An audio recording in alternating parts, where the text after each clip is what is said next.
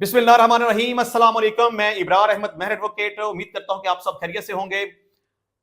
सबसे पहला सवाल यह है कि सर, अगर हम घर रेंट पर लेते हैं तो क्या उसका प्रॉपर्टी टैक्स हमने अदा करना है या जायदाद का मालिक अदा करेगा? देखिए, सिंपल सी बात है कि आपने मकान रेंट पर लिया है तो आपकी रिस्पॉन्सिबिलिटी में सिर्फ ये बात आती है कि आपने उस मकान का रेंट अदा करना है। प्रॉपर्टी टैक्स अदा करना आपकी जिम्मेदारी में शामिल नहीं है।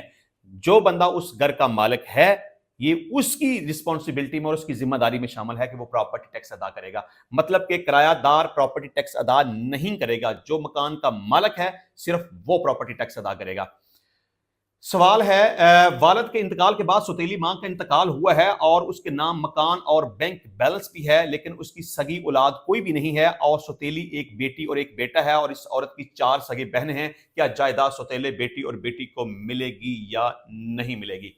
देखें, जायदाद अगर उसकी औलाद होती तो उसके नाम के ऊपर ट्रांसफर होती, लेकिन चूंकि उसकी अपनी कोई औलाद नहीं है, लिहाजा जो सौतेली औलाद है उसके नाम के ऊपर जायदाद मुंतकिल नहीं हो सकती।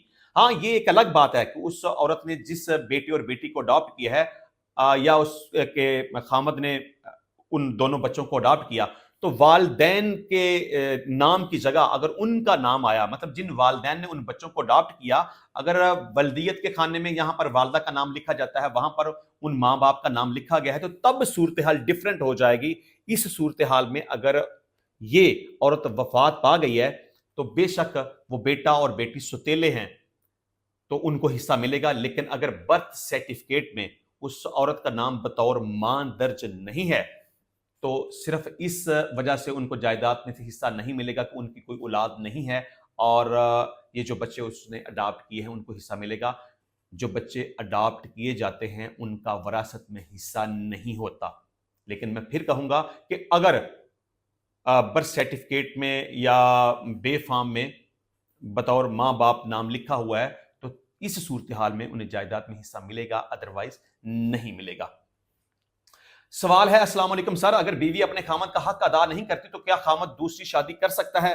देखिए, बीवी की रिस्पॉन्सिबिलिटी में शामिल है कि वो अपने खामद का हक अदा करे, लेकिन अगर वो खामद का हक अदा नहीं करती तो खामद के पास कानूनी तौर पर ये राइट मौजूद है कि वो दूसरी शादी कर सकता है। लेकिन पाकिस्तान में कानून ये है कि अगर कोई बंदा दूसरी शादी करना चाहेगा तो उसे अपनी बीवी से इजाजत लेनी पड़ेगी। अगर बीवी से इजाजत नहीं लेगा तो कम से कम मुतल्लका यूनियन काउंसिल से उसे बाकायदा तौर पर इजाजतनामा हासिल करना पड़ेगा, एक एप्लीकेशन देनी पड़ेगी और उसमें रीजंस बयान करनी पड़ेगी कि मैं फलां वजह से शादी करना चाहता हूं। तो बहरहाल आपकी सवाल का जवाब यह है कि अगर आपकी बीवी हक अदा नहीं करती या जो भी उसकी रिस्पॉन्सिबिलिटीज है वो पूरा नहीं करती तो फिर मेरा ख्याल है कि उसको अपने साथ रखना ही नहीं चाहिए, उसको फारग करें।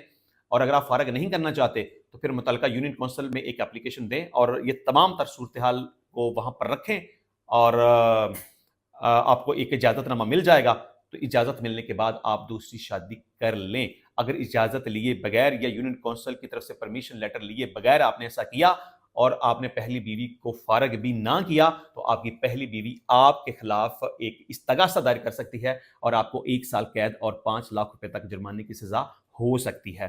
सवाल है, एक सरकारी मुलाजिम फौत हो जाता है, उसकी पेंशन बेवा को मिलती है, अगर उसकी बेवा दूसरी शादी करती है तो क्या इस बेवा को पेंशन लेने का हक है या नहीं? रहनुमाई फरमाएं।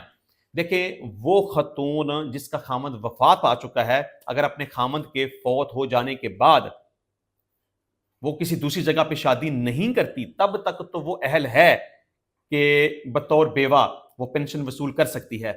लेकिन अगर वो किसी दूसरी जगह पे शादी कर ले तो फिर पहला खामद जो कि वफात पा चुका है उसकी पेंशन की हकदार नहीं होती। इंशाल्लाह मिलते हैं नेक्स्ट टाइम नई वीडियो में नए टॉपिक के साथ। तब तक के लिए इजाजत दीजिए। अल्लाह हाफिज।